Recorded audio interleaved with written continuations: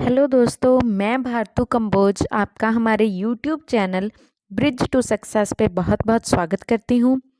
हम लोगों ने ठान रखा है कि इंग्लिश सीख के ही रहेंगे और ना ही किसी एग्ज़ाम में इंग्लिश से मार खाएंगे। इसी चीज़ को पूरा करने के लिए, आपके इसी सपने को पूरा करने के लिए मैंने आज से नरेशन का संग्राम सीरीज़ स्टार्ट करी है। हम अभी स्टार्ट करेंगे। आज हमारी पहली क्लास रहेगी और मुझे लगता है कि आपको ये टॉपिक सबसे मुश्किल लगता है, और लेकिन अगर आप मेरी ये वीडियोस बड़े आराम से देखोगे, ध्यान से देखोगे, तो आपको कभी नरेशन लाइफ में नहीं भूलेंगे, ये मुझे लगता है। तो चलिए शुरुआत करते हैं नरेशन से। देखिए, कोई भी भाषा होती है, उसके अपने अपने कानून होते हैं, ठीक है, और उन्हीं को हम सीख रहे हैं।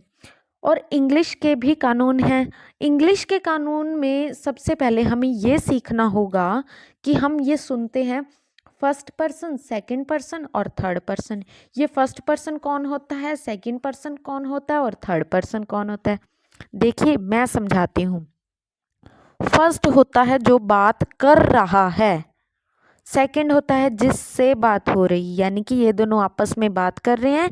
ये मतलब बोल रहा है, ये सुन रहा है, आपस में बात कर रहे हैं। ये मतलब बोलेगा, ये जो फर्स्ट पर्सन है यानी कि आई होगा या वही होगा, अपनी बात करेगा कि मैं। अब ये सेकंड पर्सन होगा यू, यानी कि तुम। ठीक है, आपस में बात मैं और तुम ही कर रहे हैं। ठीक है, फर्स्ट पर्सन आई और वही, सेकंड पर्सन होगा यू, और थर्ड पर्सन वो होता है जिसके बारे में हम बात कर रहे हैं, यानी कि ही, शी या किसी का नाम। ये सब क्या होते हैं, फर्स्ट सेकंड थर्ड पर्सन। आप समझ गए? समझ गए। चलिए, अब शुरुआत करते हैं नरेशन की। ये चीज़ आपको पहले बतानी ज़रूरी थी, इसलिए मैंने पहले बता दी। अब नरेशन टॉपिक स्टार्ट करते हैं। ये नरेशन क्या होते हैं, डायरेक्ट और इनडायरेक्ट, ये क्यों लिख रखी हैं मैंने। देखिए, जैसा कि मैंने अभी पिछले स्लाइड में बताया था, फर्स्ट सेकंड थर्ड पर्सन। देखिए, फर्स्ट और सेकंड पर्सन आपस में बात कर रहे हैं।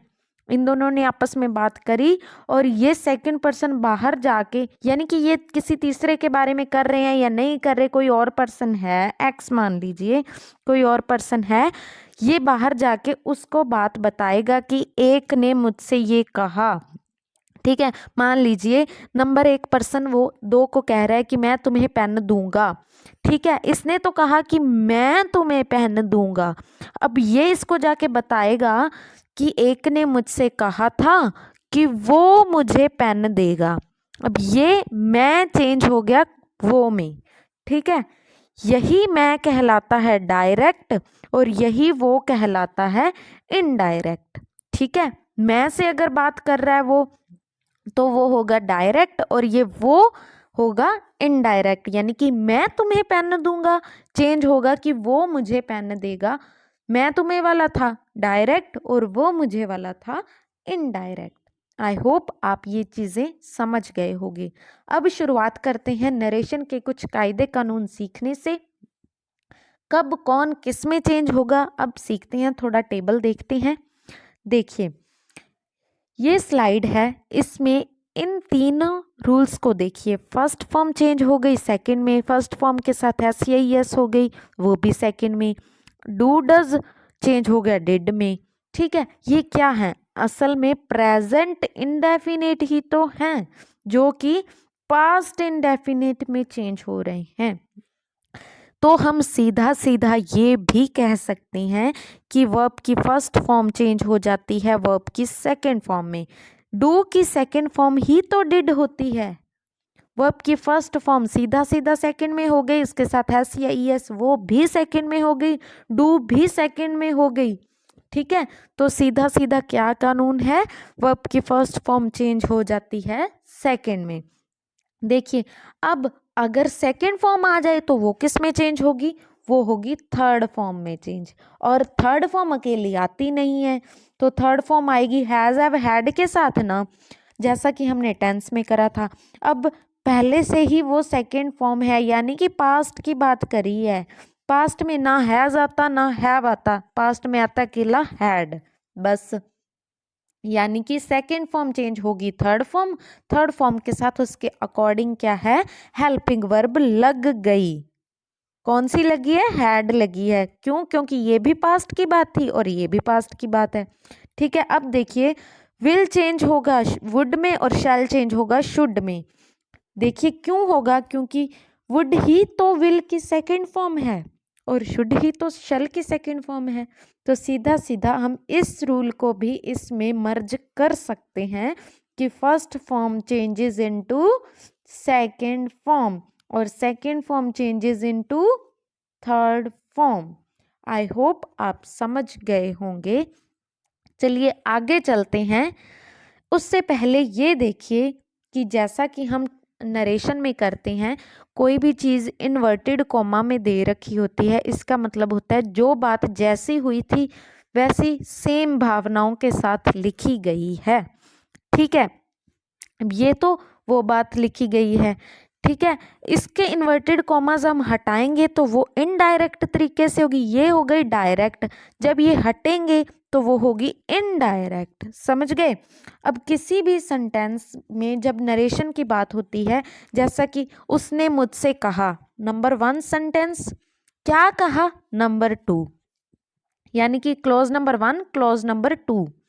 ठीक है, जो पिछले हमने first form changes into second, second changes into third करी है, वो सेकंड क्लॉज के थे। अब फर्स्ट क्लॉज के क्या है वो इस स्लाइड में देखिए। सेज, सेज का सेज ही रह जाता है, सेज के साथ टू हो तो टेल, मतलब से टू टेल में अगर से के साथ एस लगा है तो इसमें भी एस लग जाएगा। ठीक है, समझ गए। अगर से के साथ टू नहीं लगा है तो सेम ही रहेगा, से का से रहेगा, सेज का सेज रहेगा। अब से की सेकंड फॉर्म होती है सेड, सेड के साथ टू लगा है, यानी कि ये सेकंड फॉर्म की बात हुई थी ना, से की सेकंड फॉर्म सेड। टेल की भी सेकंड फॉर्म ले आओ, टोल्ड। टू जब से के साथ आएगा, से की किसी भी फॉर्म के साथ आएगा तो टेल की वही फॉर्म आ जाएगी, टेल, टेल्स या टोल्ड। अब देखिए अगर सेड टू हो, कहाँ हो, इंटेरोगेटिव में, यानी कि कोई सवाल पूछा गया है और उसमें लिखा गया है सेड, तो उस सेड का हम चेंज कर देते हैं आस्क में। यानी कि आस्क का मतलब ही होता है पूछना, और यहाँ पे भी डायरेक्ट में भी हम पूछ ही रहे हैं, तो इनडायरेक्ट में पूछने को क्या बोल देंगे हम, आस्क बोल देंगे। चलिए अब और देख लीजिए और क्या क्या किस में चेंज होते हैं। कैन चेंज होता है कुड में, मे, माइट में। ये क्या है, असल में सेकंड फॉर्म ही तो है। कैन की सेकंड फॉर्म कुड, मे की सेकंड फॉर्म माइट। टुडे हो तो दैट डे क्यों होगा, देखिए टुडे दैट डे क्यों होगा, जैसा कि उसने मुझसे कहा कि मैं श्वेता से आज मिली। ठीक है, अब ये चीज मैं तीसरे बंदे को जाके बता रही हूँ। उसने मुझसे कहा कि वो श्वेता से उस दिन मिली, किस दिन, जिस दिन हमारी बात हुई। उसने मुझे बताया ना कि मैं आज मिली, अब मैं तीसरे को बता रही हूँ, कब बता रही हूँ मुझे क्या पता, या आपको क्या पता। तो हम टुडे को दैट डे में कन्वर्ट कर देंगे कि वो उसी दिन मिली थी जिस दिन हमारी ये बात हुई, बस। Ago changes into before, tomorrow changes into next day. अब आज देखो मैं कहूँ कि कल मैं आपको ये करवाऊंगी वो करवाऊंगी, सेकंड पार्ट लेके आऊंगी। ठीक है, अब यही बात अगर आप किसी और बंदे को 4 दिन बाद बता रहे हो तो आप यही बोलोगे ना कि मैम ने कहा था कि अगले दिन मैं लेके आऊंगी। ठीक है, अब तो नहीं आप कल का यूज करोगे क्योंकि वो वाला कल तो कब का बीत गया ना। ठीक है, तो आप नेक्स्ट डे का यूज करोगे टुमारो में। इसी तरीके से येस्टरडे में प्रीवियस डे का यूज करते हैं, दिस को चेंज कर देते हैं दैट में क्योंकि ये इनडायरेक्ट है, दीज को दोज में, टू नाइट को that night, last night previous night, और next week the following week. बस इन चीज़ों को आप ध्यान में रखिए। और एक सबसे इम्पॉर्टेंट चीज़ होती है अपनी मातृभाषा।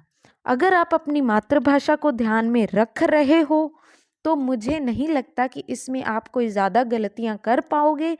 बाकी आप ये थोड़े से कानून देख लेना, मातृभाषा को ध्यान में रख लेना, बाकी के लिए मैं हूं ना, मैं आपको सब सिखा दूंगी। चलिए अब चलते हैं थोड़े एग्जाम्पल्स की तरफ कि हम लोगों ने किसको कैसे चेंज करना है। अब एक चीज इससे पहले और ध्यान रख लीजिए, क्लोज नंबर 1 और क्लोज नंबर 2 को ध्यान से देखिए। 1 को पहले देखिए, अगर 1 में प्रेजेंट की बात करी गई है, यानी कि अगर तो फर्स्ट फॉर्म लगी है या उसके साथ एस या ईएस लगा है बस, तो हम इसका टेंस चेंज करेंगे।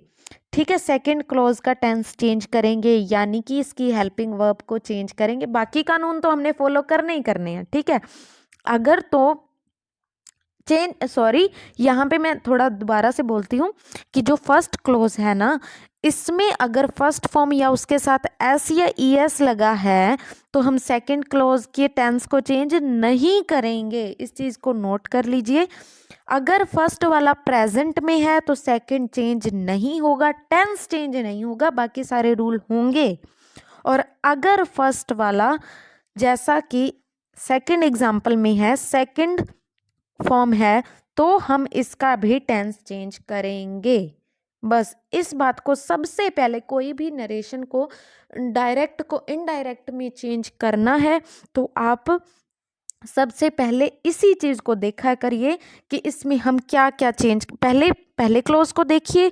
ठीक है, अगर तो प्रेजेंट में है तो सीधे सीधे रूल लगा दीजिए, अगर पास्ट में है तो हम उसके टेंस को भी चेंज करेंगे, यानी कि उसकी हेल्पिंग वर्ब को भी चेंज करेंगे। चलिए अब इसे बनाते हैं कि ये बनेगा कैसे।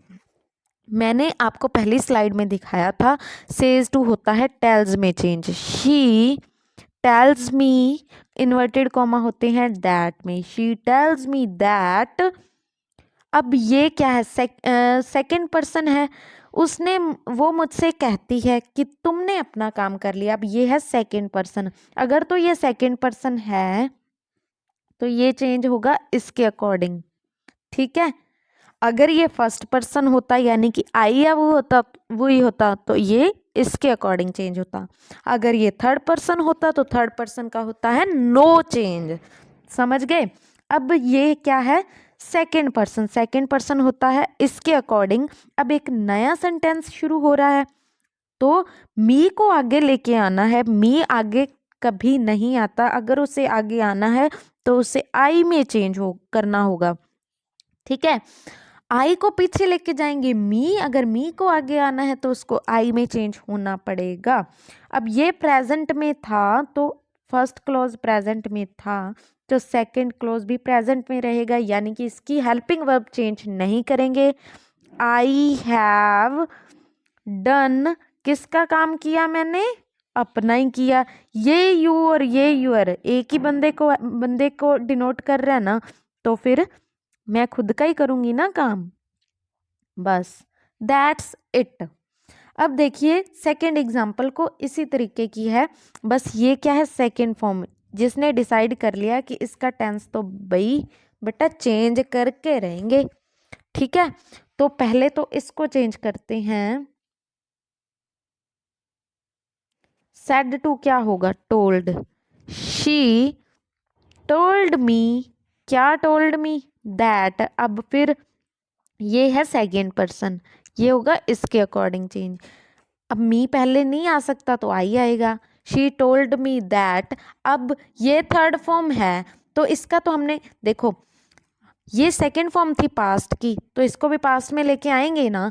अब पास्ट की थर्ड फॉर्म को थर्ड फॉर्म ही रखना है। ठीक है, पास्ट की थर्ड फॉर्म हैव की जगह क्या होगी, हैड होगी, जैसा कि हमने टेंस में भी करा था। हैज हैव होती है प्रेजेंट की थर्ड फॉर्म यानी कि परफेक्ट वाली, और हैड होती है पास्ट की परफेक्ट वाली। ठीक है, हैव होगी या हैज भी होती तो भी हम हैड में चेंज कर देते। आई हैड डन, किसका काम करा मैंने, अपना ही काम करा।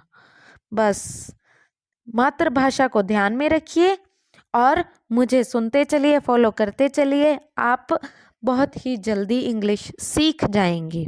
चलिए आगे चलते हैं अगले एग्जाम्पल की ओर। We said to her I don't like all this. अब देखिए ये है सेकेंड फॉर्म। ये कहती बेटा तुम्हें तो मैं चेंज करके रहूंगी, ठीक है, यानी कि इसका टेंस चेंज होगा। टेंस किसके अकॉर्डिंग चेंज होगा, जैसा कि मैंने फर्स्ट स्लाइड में आपको बताया था, वर्ब की first form changes into second form और second changes into third form. अब वी सेड टू हर क्या बनेगा, वी टोल्ड, सेड टू होता है टोल्ड में, हर दैट। अब अगले क्लॉज की शुरुआत है, ये क्या है, फर्स्ट पर्सन है आई। अगर फर्स्ट पर्सन होता है तो मैंने अभी अभी आपको बताया था कि ये चेंज होगा इसके अकॉर्डिंग। दैट वी क्या होता है, अब वी को चेंज करेंगे। हमने उससे कहा कि हमें ये पसंद नहीं है। अगर मैं बाहर जाके कहूँ उन लोगों ने मुझसे कहा कि उन्हें ये सब पसंद नहीं था, है ना।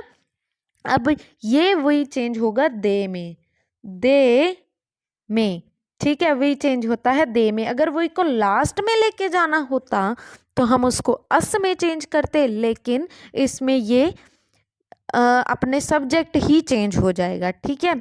इसलिए बोल रही हूँ मातृभाषा को ध्यान में रखिए और मुझे फॉलो करते चलिए, ठीक है। अब डू नॉट होता है डिड नॉट में change, did not like all this change होता है दैट में। अब ये क्या बनेगा, we told her that they did not like all that. समझ गए।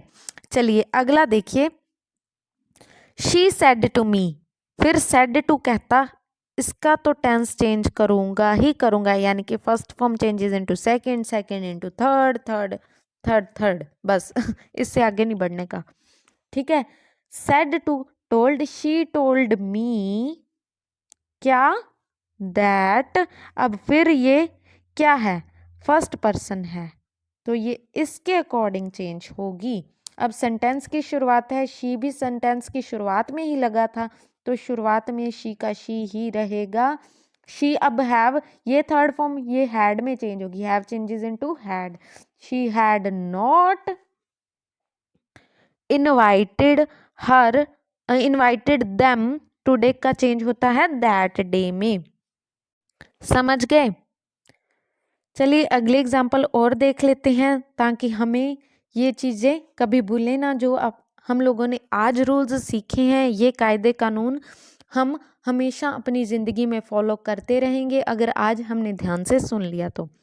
चलिए सेड टू, फिर कहता अगले का टेंस चेंज होगा, ठीक है। तो सेड टू चेंज होगा टोल्ड, ही टोल्ड मी क्या, टोल्ड मी दैट। अब ये है second person, second person change होता है इसके अकॉर्डिंग, फर्स्ट चेंज होता है इसके अकॉर्डिंग, ठीक है। अब इसके अकॉर्डिंग है यू, यानी कि ये मी की बात हो रही है, तो मी को फर्स्ट में लेके आना है, तो क्या होगा आई, ठीक है। समझ गए, आई में चेंज होगा।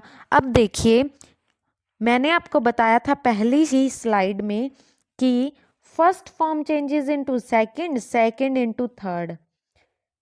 ये तो हमने कर दिया टोल्ड मी में चेंज, दैट भी हो गया, यू को हमने आई भी लगा दिया।